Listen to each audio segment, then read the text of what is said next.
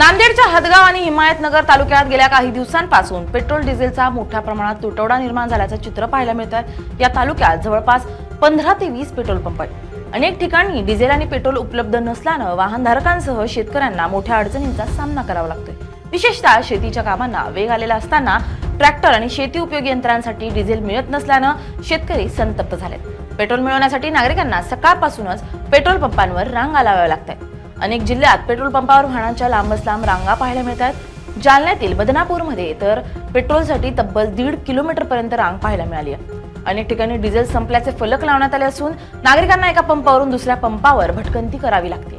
भर उन्हामध्ये तासनतास प्रतीक्षा करूनही इंधन मिळत नसल्यानं शेतकऱ्यांनी संताप व्यक्त केला आहे।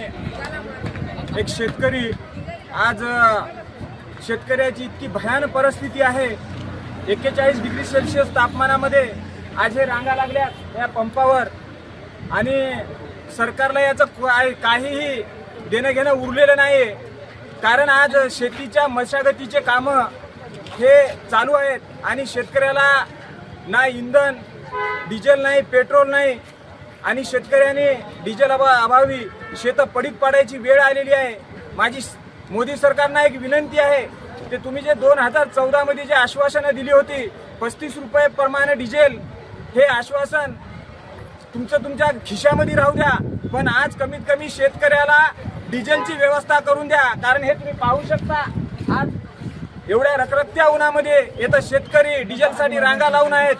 आणि माझी देशाच्या पेट्रोलियम मंत्र्याला सुद्धा विनंती आहे की तुम्ही आज शेतकऱ्याला वेटीस धरले।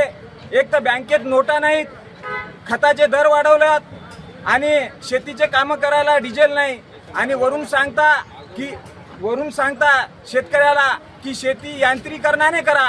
अरे बाबा, डिझेलच नाही तर शेती यांत्रिकरणाने करायची कुठून? तुम्ही आम्हाला डिझेलची व्यवस्था करून द्या, इंधनाची व्यवस्था करून द्या, बँकेत नोटांची व्यवस्था करून द्या, शेताच्या मालाला भाव द्या आणि जे खताचे दर वाढवला आता 2000 रुपयाच्या वरती ते कमी करून द्या। विदेश दौरे केल्यावर होत नाही मोदी साहेब, आज या देशामध्ये राहून या देशातल्या शेतकऱ्याची दशा पहा। तुम्हाला एक विनंती आहे, शेतकऱ्याला वेटीस धरू नका।